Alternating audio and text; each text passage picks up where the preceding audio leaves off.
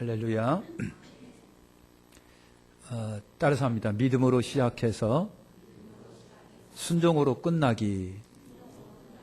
믿음으로 시작해서 순종으로 끝나기. 여러분, 성경은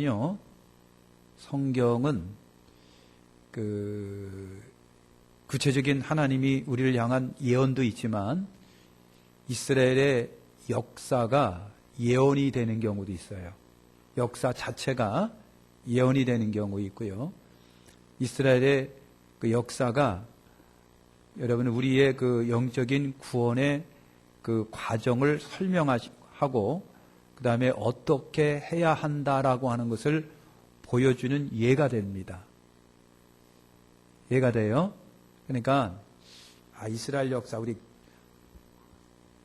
꼬리 안 맨 나도 내 역사를 모르는데 이스라엘 역사 알아서 무슨 소용이 있겠느냐 그랬는데 여러분 그러지 마시고 그냥 성경을 쭉 읽다 보면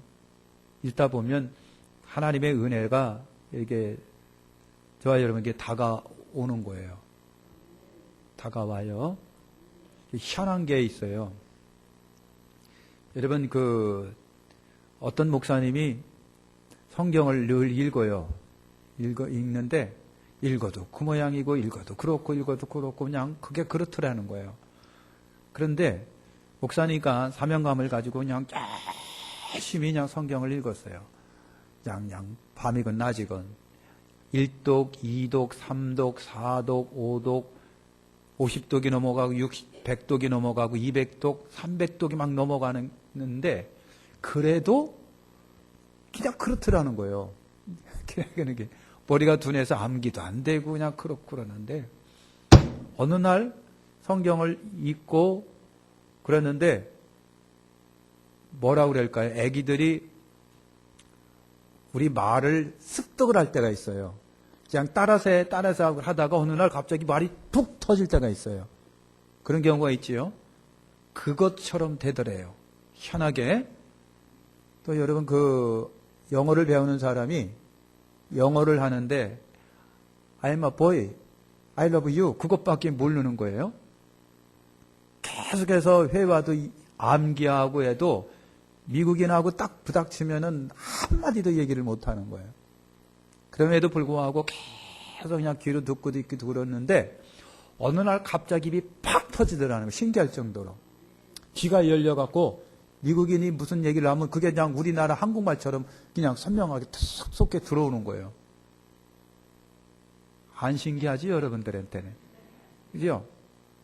탁 눈이 열리고 귀가 열리고 입이 열리는 순간 미국인처럼 얘기가 되더라는 거예요. 근데 여러분 어떤 그런 특별한 동기가 있고 계기가 있는 것 같습니다. 성경도 여러분 그렇습니다. 그냥 그런 거 갖고 그랬는데 어느 날 하나님의 은혜로 탁 터지니까 신구약이 쫙 눈에 들어오는 거예요. 그냥 막 여러분 뭡니까 굿을 꿰듯 꿰어지더라라고 하는 얘기예요. 네? 꿰어지더라. 그래서 그때서부터 막 이상하게 그냥 막 흥분되고 감동이 됐다 그랬는데 성경이 여러분 그런 경우가 여러분 있습니다. 그래서 이스라엘의 역사가 역사로만 치부한다면 그런데 그 역사가 예언이 되기도 하고 우리에게 구원의 어떤 그림이 되기도 하고 순서가 되기도 하고 그 다음에 프로그램이 되기도 하고 여러분 그렇습니다. 왜냐하면 하나님은 이스라엘을 통해서 인류를 구원하기 위한 섭리를 갖고 계시기 때문에 그래서 이스라엘의 역사는 한 나라의 역사이지만 여러분 영적 구원을 얻는 우리에게는 하나의 큰 구원의 그림과 같은 거예요. 아멘. 자, 믿음으로 시작해서 순종으로 끝나기. 여러분 이것도 이스라엘의 역사들이 우리에게 보여주고 있는 중요한 예들이에요. 그러니까 믿음으로 꼭 시작을 해서 나중에는 순종으로 끝나셔야 됩니다.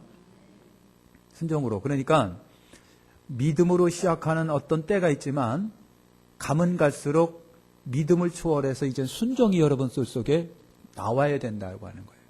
순종 해보세요. 순종. 옆에 있는 째려보면서 순종이에요. 순종하시라는 얘기예요. 그 말로는 순종하면 순종도 더럽게 안 해요. 순종하시라고 하는 거예요. 중요한 겁니다.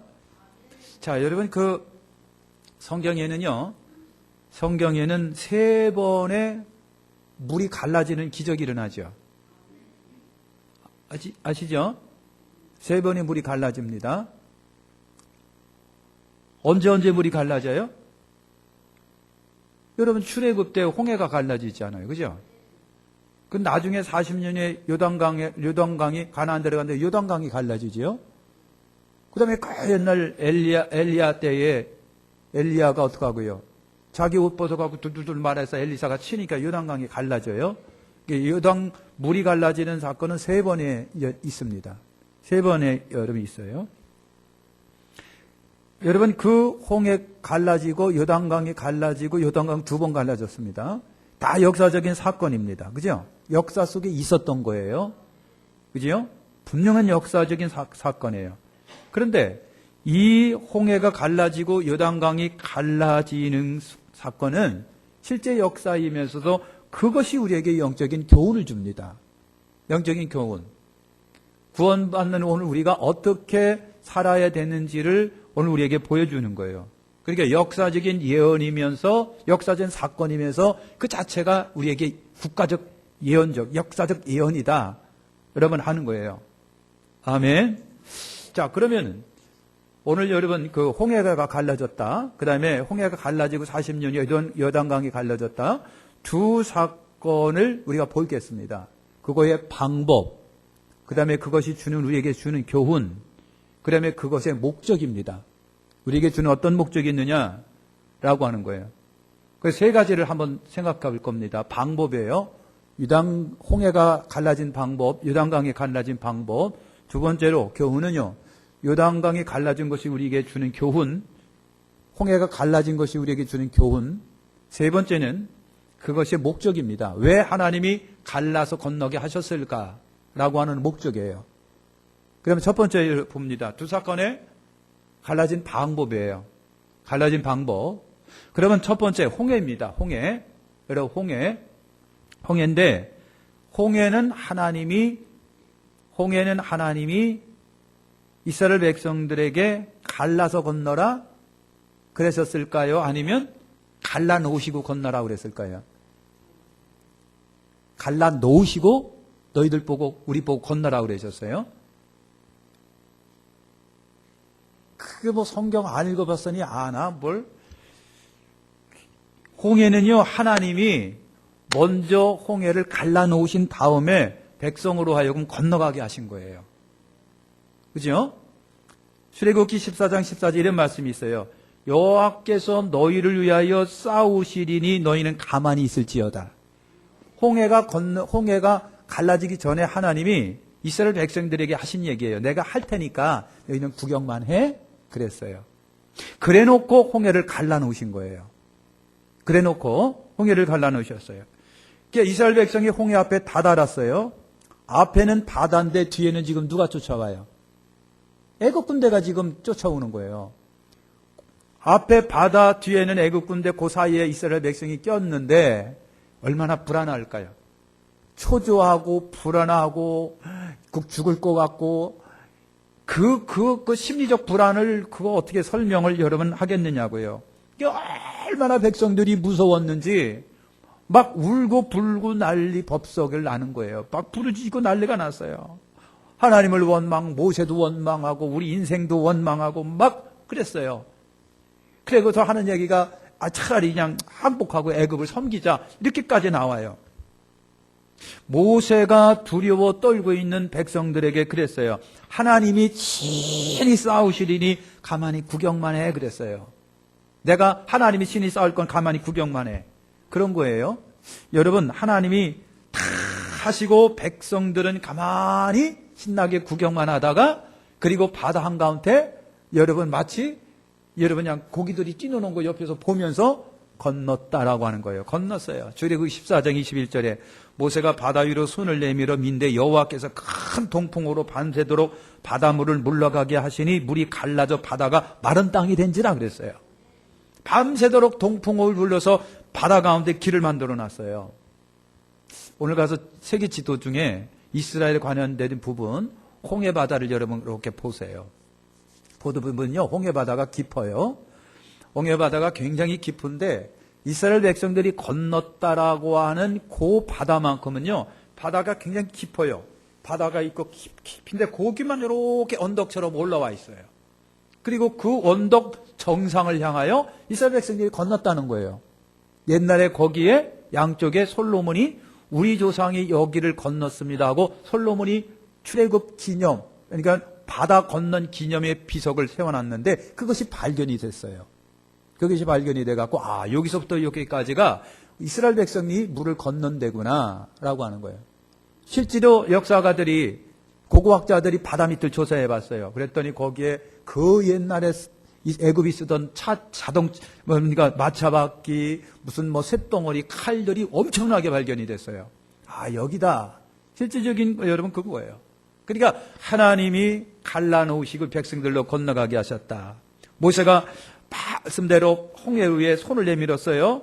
밤새 동풍이 불었어요. 바다가 육지처럼 되었고 마른 땅이 돼서 백성들이 신기하게 구경하면서 건넜다라고 하는 겁니다. 이것이 홍해가 건넌 방법이에요. 갈라진 방법. 근데 그러면 40년 후에 요단강은 어떻게 됐을까? 요단강을 갈라놓으시지는 않으셨어요. 요단강은 하나님이 안 갈라놓으셨어요. 어떻게 건너라고 그랬습니까? 어떻게 건너라고 했을까요? 하나님이 모세 보고 그랬어요. 여호수아 보고 그랬어요. 여호수아야, 요단강을 건너는데 제사장들이 법궤를 메고 무조건 요단강으로 들어가 그랬어요. 여러분 그때 어떻게 됐고요? 우기 때라 물이 넘쳤어요. 엄청나게. 여러분 요단강이 건기 때 보면요, 건기 때면 우리나라 또랑 정도 되는 폭이에요. 근데 우기가 되면은 엄청나게 폭이 넓어져요. 그런데 하나님이 요단강을 건너게 하실 적에는요, 하나님이 갈라놓지 아니하시고 언약궤를 맨 제사장들이 법궤를 메고 무조건 강으로 들어가라는 거예요. 무조건 강으로 들어가라. 여호수아 3장 8절에 너는 언약궤를 맨 제사장들에게 명하여 이르기를 너희가 요단 물가에 이르거든 요단에 들어서라 하라 그랬어요. 그러니까 여러분 언약궤를 맨 제사장들이 명령을 받고요, 법궤를 맨 채로 물속으로 어떻게 했다? 들어갔다. 물속으로 들어간 거예요. 들어갔어요. 자, 여호수아 3장 15, 16절에 요단이 몸에 거두는 시기에 항상 언덕에 넘치더라. 궤를 맨 자들이 요단의 이름에 궤를 맨 제사장들의 발이 물가에 잠기자 곧 위에서부터 흘러내리는 물이 그쳐서 심히 멀리 사르단에 가까운 아담 우변 방면에 쌓이고 아라바의 바다 여매로 향하여 흘러가는 물은 온전히 끊어짐에 백성이 여리고 앞으로 바다로 바로 건넜다 그랬어요. 그지요? 그러니까 우기기 때문에 요단강에 막 물이 넘쳐요. 하나님의 명령대로 제사장들이 법궤를 딱 맸습니다. 어깨에 딱 메고 요단강이 어떻게 하고요? 물이 그냥 막 넘치는데 그냥 막 들어간 거예요. 그냥 막 들어갔어요. 그러니까 발이 요단강에 잠기는 순간에 이상하게 물이 끊어지기 시작을 하고 그리고 저쪽에 물이 팍 쌓이기 시작하는 거라는 거예요. 할렐루야. 그래서 요단강이 물이 상류에 쌓이면서 백성들이 무사히 건넜다라고 하는 거예요. 그러면 홍해는 어떻게 하나님이 갈라놓으셨고 요단강은 어떻게 했다? 하나님이 안 갈라놓으시고 니들이 그냥 들어가 그랬어요. 이런 방법이 차이가 있어요. 그죠? 그죠? 네. 여기서 보면 여러분들의 얼굴이 다 보여요. 그죠? 그래서 목사님 긴 말 없이 그냥 삭박하게 끝나십시다. 그런 분들이 있고요. 은혜스러워서 그렇게 하는 분도 있고 지금 목사님 무슨 얘기하나 해가지고 그냥 감상하시는 분도 있고 그래요. 굉장히 좋아요. 그냥 그랬다는 얘기입니다. 그러면 자, 홍해는 하나님이 갈라놓으셨어요. 그 다음에 요단강은 하나님이 안 갈라놓으시 그냥 믿음으로 들어가 그랬어요. 이제 물에 들어가. 그래서 들어가니까 쌓이기 시작했어요. 교훈입니다. 그러면 그것이 주는 교훈이 뭐냐라고 하는 거예요. 여러분 홍해 같은 경우에 이때 하나님의 이스라엘 백성들이 여러분 홍해는 뭐예요? 애굽에서 나온 사람들이에요. 그죠? 애굽에서 갓 나온 사람, 출애굽 13장 17절에 바로가 백성을 보낸 후에 블레셋 사람이 땅의 길은 가까울지라도 하나님이 그들을 그 길로 인도하지 아니하셨으니 이는 하나님이 말씀하시기를 이 백성이 전쟁을 보면 뉘우쳐 애굽으로 돌아갈까 하셨습니다. 하나님도 애굽에서 이스라엘 백성을 끄집어내놓고 보니까 얘들이 못 믿겠는 거예요. 까딱 잘못하면 싫어요, 우리 애굽으로 갈래요 할 애들이란 말이에요. 그죠? 아슬아슬해요. 믿음이 없는 이에게 하나님은요 100% 하나님의 은혜로 옹해를 건너가게 하시는 거예요. 건너가게. 영적인 이가 여러분 있는 겁니다. 그러니까 애굽에서 나온 백성들은 마치 애들과 같아요. 갓난 애기들과 같아요. 하나님도 얘들이 불안해. 그리고 가능하면 얘들을 어떻게 잘 구슬라고 달래가지고 어쨌든 목적을 성취해야 돼요. 그래서 하나님이 그렇게 실히 갈라놓으신 거예요. 마치 교회에 막 들어온 신자 같아요. 초신자와 같아요. 애굽에서 광야로 들어올 수 있는 것은 오직 하나님의 은혜이듯이 세상에 살다가 교회로 들어와 구원 얻는 것은 100% 하나님의 은혜라고 하는 거예요. 100% 하나님의 은혜예요. 여러분 오늘 갓 들어온 신자가요 진짜 그냥 막장 졸리기도 하고 뭐가 뭔지도 모르고 막 그래요. 그때는 하나님이 아주 그냥 이놈 억장놈은 안 되는데 하고 기사기 보살펴야 돼요. 여러분이 그 사람들을 그렇게 보살펴야 돼요. 꺼질세라 날아갈세라 신경을 쓰고 잘 돌봐줘야 할래요. 예? 이런 사람은요 막 데려다가 밥도 사주고 착하다고 계속 얼러주고 막 그래요. 근데 20년 믿어서도 그 모양 그 꼴인 사람은 안 되고 정말 초신자와 같은 경우는 그렇게 해줘야 돼요. 애굽에서 광야로 들어올 수 있는 것은 하나님의 은혜이듯이 세상에 살다가 교회로 들어와 구원 얻은 이 사람들은요 전적인 하나님의 은혜예요. 내가 하나님 앞에 내놓을 수 있는 무슨 조건도 없어요. 자격도 없어요. 그냥 하나님이 나를 예수 믿는다고 하는 이유로 구원시켜주고 하나님의 자녀가 되게 해주신 거예요. 이게 전적 하나님의 은혜예요. 요한복음 3장 16절에 하나님이 세상을 이처럼 사랑하사 독생자를 주셨으니 이는 저를 믿는 자마다 멸망치 않고 영생을 얻게 하려 하심이니라 그랬어요. 그래서 홍해가 갈라진 것을 통해서 우리가 얻는 교훈은 뭡니까? 믿음으로 시작하는 거예요.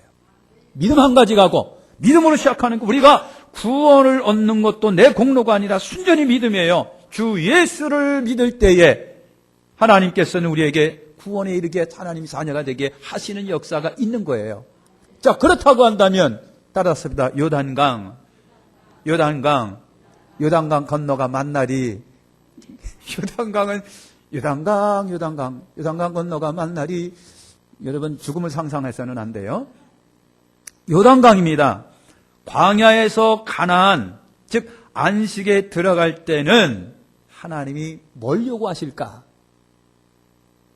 홍해는 그랬다고 할지라도 그러면 광야 생활을 40여 년 걸쳤어요. 그리고 이제 요단강만 건너가면 절각거리는 가나안 땅이에요. 광야에서 가나안 안식에 들어갈 때에 하나님이 요구하신 것은 뭐냐? 그건 딱 나와야 되는 거 아니겠어요? 순종이라고 하는 거예요. 순종이죠? 그냥 들어가. 어린 시절 때, 무서워서 안 돼요. 싫어요. 간도요. 차라리 나 애굽으로 갈래요. 막 그러는 건데, 40년이라고 하는 광야 생활을 거쳐 하나님의 훈련받은 사람은요, 가! 그러면 어떡하고요? 물에 들어가는 거예요. 가! 그러면 요단강에 물을 탁탁 들어가야 되는 거예요. 이게 순종인 거예요. 그래서 여러분이 믿음으로 시작했다면, 가면 갈수록 순종이 많아져야 돼요. 가면 갈수록 순종의 꽃이 피어야 돼요. 그래야 젖과거리 흐르는 가나안 땅에 여러분 들어가는 거예요. 성경을 보세요. 히브리 3장 18, 19절에 보니까 하나님이 누구에게 맹세하사 그의 안식에 들어오지 못하리라 하셨느뇨 곧 순종치 아니한 자에게 아니냐 이러보건대 저희가 믿지 아니함으로 너희 들어가지 못할 것이라. 히브리 3장에서 하는 말이 하나님이 누구에게 안식에 들어오지 못하리라고 하셨느냐? 순종하지 않는 자에게니라 그랬습니다. 순종입니다. 그 다음에 유다서 1장 5절 너희가 본래 범사를 안아서 내가 너희로 다시 생각나게 하고자 하노라. 주께서 백성을 애굽에서 구원하여 내시고 후에 믿지 아니하는 자들을 멸하셨으며, 후에 믿지 않은 자를 멸하십니다. 믿음으로 시작했다가 불순종함으로, 불순종 거역함으로 인해서 하나님이 어떻게 하고요? 버리십니다. 히브리서 4장 1절에 그러므로 우리는 두려워할지니 그의 안식에 들어갈 약속이 남아있을지라도 너희 중에 혹 미치지 못할 자가 있을까 함이라 그랬어요. 애굽에서 나와서 광야 생활을 해요. 역사적으로 보면 광야 생활을 하던 이스라엘 백성이 광야 생활 40년 동안에 다 어떻게 했다? 죽어. 다 광야 생활에서 죽었습니다. 하나님이 약속한 젖과 꿀이 흐르는 가나안 땅에 들어가서 젖과 꿀이 흐르는 것 좀 먹어봐야 되고 행복도 누려봐야 되는데 하나님이 아니야 못 들어가 하고 광야에서 그냥 빙빙빙 돌리다가 죽게 하셨다는 얘기죠. 우리 신앙생활에서도 그런 것이 있을까 염려되는 거예요. 이때에 이스라엘 백성들이 믿음이 없었습니다. 여러분 출애굽기 13장 17절에 보면 바로가 백성을 보낸 후에 블레셋 사람의 땅의 길은 가까울지라도 하나님이 그들을 그 길을 인도하지 아니하셨으니 이는 하나님이 말씀하실 이 백성이 전쟁을 보면 너희 전등이 애굽으로 돌아갈까 하셨음이니라. 이런 것처럼 여러분 초창기에 하나님께서는 믿음을 통해서 그들을 끄집어내가지고 그렇게 하셨지만 광야라고 하는 것을 거칠 때에는 어떻게 하셨다? 훈련과 연단을 통해서 하나님은 어떻게 하고 순종을 보시고 순종하는 자가 요단강을 건너 들어가게 여러분 하셨다는 얘기입니다. 그렇게 하셨어요. 그래서 여러분 요단강에서 주는 교훈은 아까 말한 것처럼 순종입니다. 순종이에요. 믿음에는 순종이 반드시 여러분 동반이 되고요. 구원 얻은 성도는 이제는 말씀 순종인 거예요. 말씀 순종, 믿음 생활하다가 천국 갈 때 우리의 순종을 하나님이 보신다고 하는 거예요. 다 믿음으로 여러분 구원으로 이렇게 하셨는데 이제부터는 저나 여러분이나 뭐예요? 언제까지 믿음 그렇게 하겠느냐? 믿음은 기본적으로 나와 여러분 속에 있다고 한다면 이제부터는 순종이다. 얼마만큼 말씀에 순종하느냐? 그죠? 하나님의 말씀에 순종하느냐? 강단의 말씀에 순종하느냐? 아니면 여러분의 영혼 속에서 들려지는 하나님의 음성에 얼마만큼 순종하느냐라고 하는 거예요. 얼마만큼 순종하느냐? 그거 순종에 하나님이 우리의 믿음을 오케이라고 보시는 거예요. 자, 그럼 마지막으로 홍해나 요단강을 건너게 하신 목적이 뭐냐라고 하는 거예요. 목적이 뭐냐? 홍해의 경우가 봅니다. 신명기 6장 21, 24절에 보니까 너는 내 아들에게 이르기를 우리가 옛적에 애굽에서 바로의 종이 되었던디 여호와께서 권능의 손 우리를 애굽에서 인도하여 내셨나니 우리 열조에게 맹세하신 땅으로 우리에게 주어 들어가게 하시려고 우리를 거기서 인도하여 내시고 여호와께서 우리에게 이 모든 규례를 지키라 명령하셨으니 이는 우리 하나님 여호와를 경외하여 항상 복을 누리게 하려 하심이라. 또 여호와께서 우리로 오늘날과 같이 생활하게 하려 하심이었더라 한 말씀이 좀 있어요. 그러면 홍해도 하나님이 갈라놓으셨어요. 요단강은 우리가 보고 믿음으로 순종해서 갈라지게 하라 그랬어요. 목적이 있습니다. 오늘 우리가 신명기 6장 21, 24절에 있는 것처럼 위대하신 여호와 하나님을 경외하고 그분으로 그분의 복을 받고 늘 항상 그분과 함께 그분의 도우심을 구하며 그분의 능력으로 살게 하는 것이 목적이란 얘기예요. 하나님은 이런 분이시니까 믿고 맡기고 이분을 따르라. 그분을 섬겨라. 그분을 사랑하라. 그분을 경외하라. 그러면 하나님이 너에게 복을 주시리라라고 하는 거예요. 그것이 목적이에요. 할렐루야. 그러면 요단강은 뭐냐? 요단강 갈라진 것도 뭐냐? 목적이 여러분 그것도 목적이 뭐예요? 요단강 여호수아 4장 21, 24절에도 여러분 있습니다. 이스라엘 자손들에게 일러 가라되 후일에 너희 자손이 그 아비에게 묻기를 이 돌은 무슨 돌이냐 하거든 너희 하나님 여호와께서 요단물을 너희 앞에 마르게 하사 너희로 건너가게 하신 것이 너희 하나님 여호와께서 우리 앞에 홍해를 말리시고 우리로 건너가게 하신 것 같았나니 이는 땅의 모든 백성으로 여호와의 손이 능하심을 알게 하며 너희로 하나님 여호와를 영원토록 경외하게 하려 하심이라 하라 그랬어요. 이것도 목적은 뭐냐? 여호와 경외입니다. 여호와 경외예요. 그러니까 홍해를 건넌 것 목적도 요단강을 건너게 하신 목적도 다 우리로 하여금 어떡하라? 하나님, 위대하신 하나님을 경외하게 하기 위해서 그렇다는 얘기죠. 할렐루야. 그죠? 그러니까 여러분 정말 중요한 것이 그거예요. 믿음으로 들어왔어요. 이제부터는 이제 살면서 순종이 자꾸만 많아져야 돼요. 많아져야 돼요. 믿음과 순종과 그리고 전체적인 맥락에서 보면 저나 여러분이나 반드시 해야 할 것은 여호와 경외입니다. 하나님 경외, 하나님 영광, 우리 하나님 따봉따봉 최고 그러면서 살아야 돼요. 여러분 하나님께서 그렇게 끄집어냈는데도 불구하고 광야에서 죽은 사람들은 이유가 뭡니까? 원망하고 불평하고 불만하고 그랬어요. 그거예요. 하나님을 못 믿어하고 그리고 여러분 그냥 불편하면 맨날 모세나 삿대질하면서 그냥 하나님 삿대질하면서 어쩌고 저쩌고 하면서 애굽에서 부추 먹고 무 먹고 밥 먹고 마늘 먹었던 것이 그래 다 옛날로 돌아가고 싶다. 이럴 때에 하나님이 안 되겠다 싶어가지고요. 이 사람들을 광야에서 어떻게 했다? 일주일이면 갈 수 있는 거리를 빙빙빙 40년 동안 돌리십니다. 왜 돌리셨을까? 빨리 좀 바꿔줘봐 그랬는데 안 바꿔지니까 그냥 죽이시는 거예요. 그래서 그 적과거리 가란에 안 들어갑니다. 못 들어갑니다. 여러분 마칩니다. 저나 여러분이나 가면 갈수록 성숙해져야 되잖아요. 성숙해요. 믿음으로 시작해서 순종으로 우리가 끝냈어야 됩니다. 그죠? 그 과정 속에서 우리는 가면 갈수록 성숙해져서 다른 거 보지 않고 다른 거 생각하지 않고 다른 거 마음 두지 않고 오로지 우리 주 예수 그리스도 하나님 영광입니다. 그것만 우리가 되어져야 돼.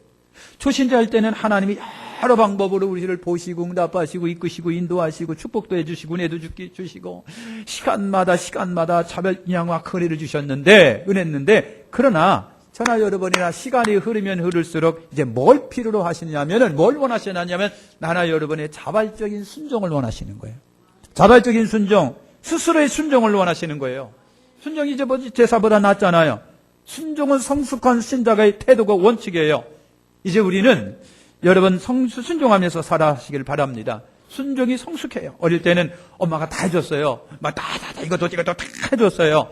여러분 교회 초기에 나오면 다 그래요. 그러나 가면 갈수록 시간이 지날수록 내가 하야하셔야 돼. 내가 충성하고 내가 섬기고 내가 순종하고 내가 찬양하고 내가 하나님 앞에 나오고 내가 하나님께 드리고 내가 영광 올려드리는 이것이 우리에게 필요한 거예요. 받기만 했으나 이제는 주님을 위해서 내가 내 힘으로 살아가는 거예요. 이것이 하나님이 우리에게 원하시는 거예요. 자, 우리 인사합시다. 이제 순종하면서 합시다. 순종하면서 합시다. 기도합니다. 하나님 감사합니다.